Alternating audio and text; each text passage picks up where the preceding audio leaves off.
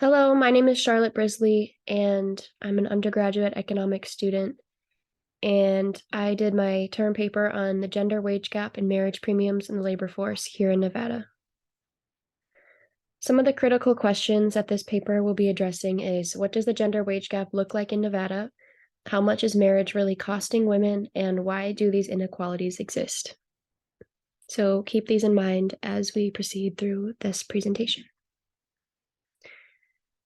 Okay, so an introduction and a review of literature. One key piece of literature relevant to this topic is the Mincer equation, which models wages earned as a function of years of education and experience.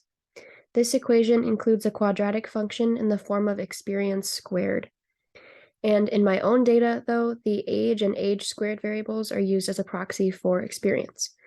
The quadratic variable of age squared in the model signifies that not every year of experience or age in this presentation's case in my data will have the same linear return to wages.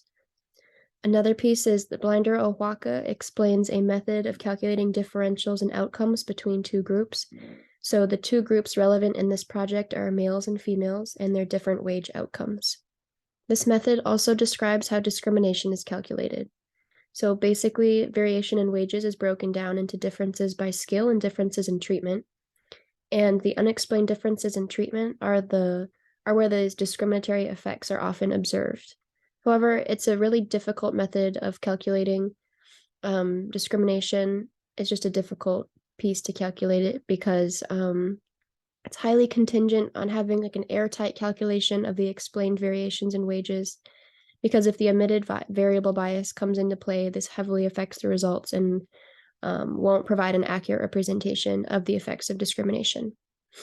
Another fundamental aspect of analyzing the gender wage gap is to consider whether women and men were on equal footing before entering the workforce, or have like these pre-existing qualities had an effect as well.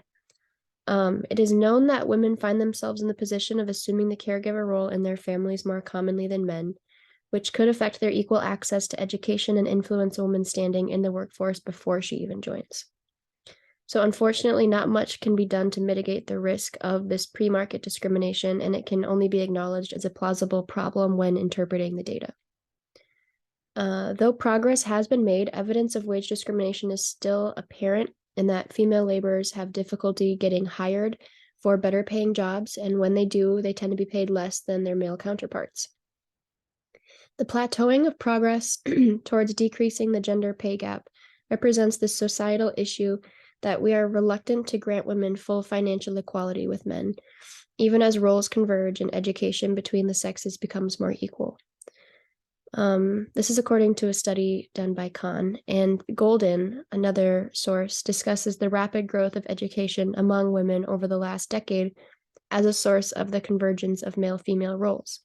She also states that certain occupations impose heavy penalties on employees who want fewer hours and more flexible employment. Women, as the child bearers and traditional caretakers in society, are clearly disadvantaged by this in the workplace, another factor that affects the pay gap. While it is impossible to pinpoint exactly what portion of the male-female wage discrepancy is due to pure discrimination versus external factors such as education and skills, the data in this study will allow us to analyze the various statistics and patterns regarding earnings between men and women laborers in Nevada and reveal some key findings. And the literature used to review these topics was from the Review of Economics and Statistics in 1988, the American Economic Review in 2014, and the Journal of Economic Perspectives from 2000.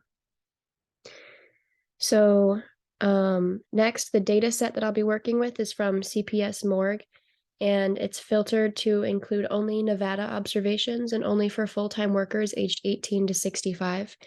And in order to get better, more unbiased results, I've controlled for many other relevant variables, including age, age squared, marital status, education, union membership, race, the presence of children under the age of 18 living in the household, gender, and the interaction term between gender and marital status.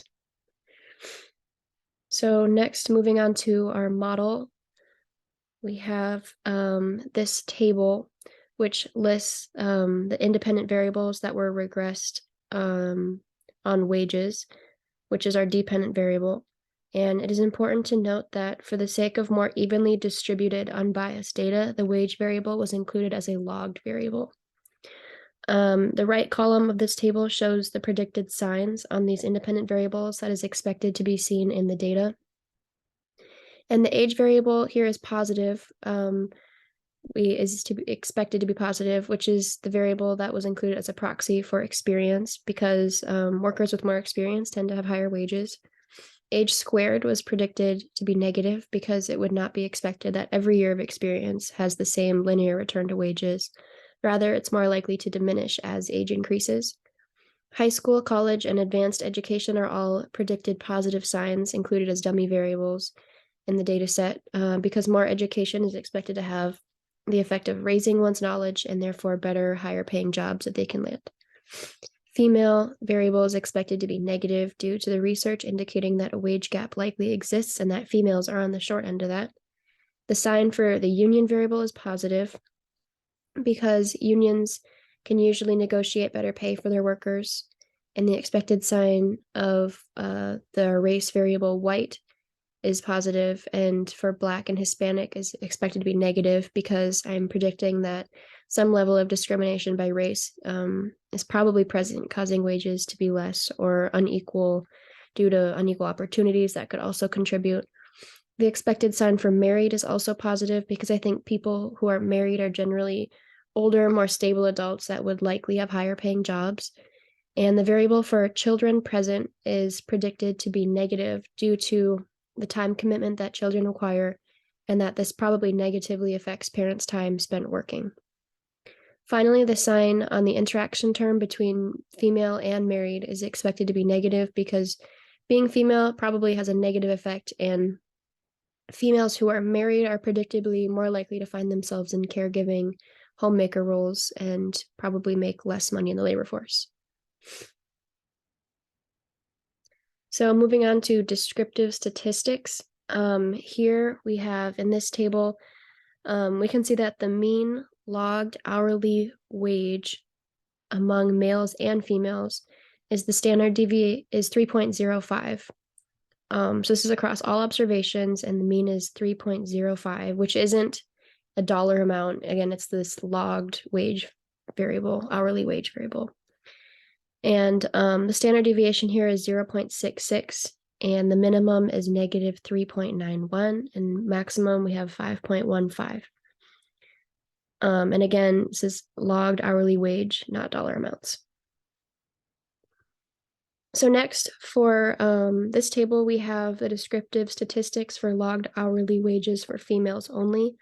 Here we see that the mean is lower than it was across all observations, and that the mean in the table is 2.96, and the standard deviation is also lower at 0.56, with a minimum at negative 0.98 and a maximum of 4.68. So this next table is the descriptive statistics for logged hourly wages for males only.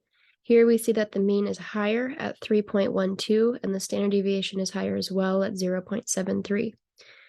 The minimum is negative 3.91, and the maximum is 5.15. So to interpret these summary statistics on the logged hourly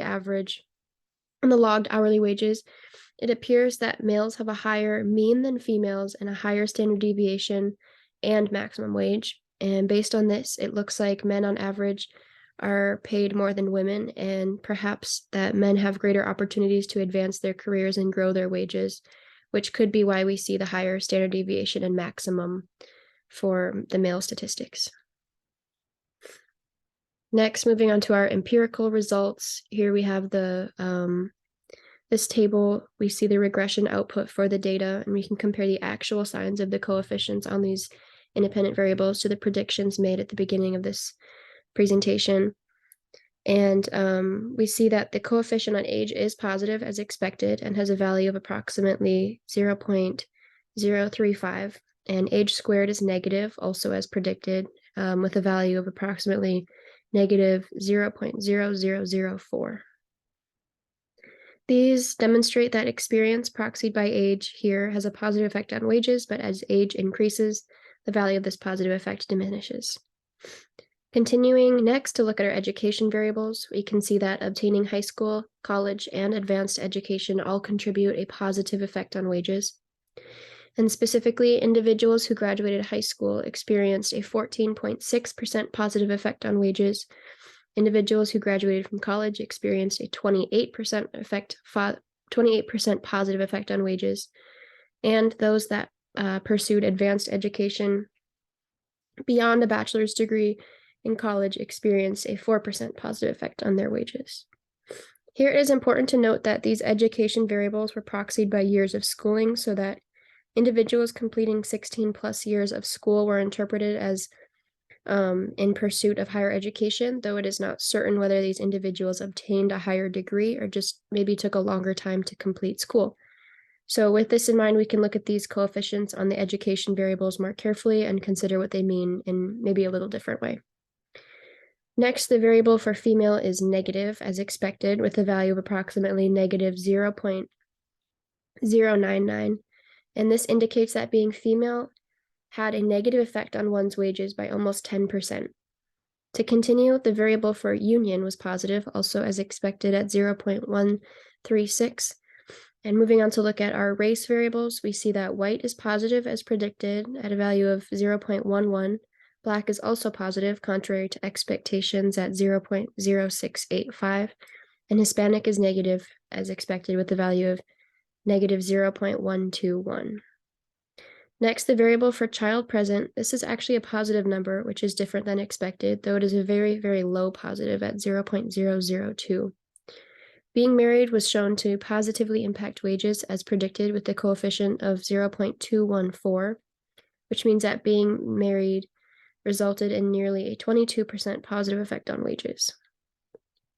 Lastly, with the interaction term between married and female, we see this is a negative effect at negative 0.16, which shows us that being both a female and married had a negative 16% effect on wages. Furthermore, the p-values on these independent variables were significant at the alpha level 5%, and many were significant at even the 1% level, as you can see. And the only variables that had insignificant p-values were advanced education, the Black race variable, and the child present variable. So taking this into consideration and controlling for many relevant factors, we can interpret the gender differences we see and marriage effects for full-time workers in Nevada, looking at the coefficients on marriage, female, and the interaction term between marriage and female, specifically to obtain more important insights.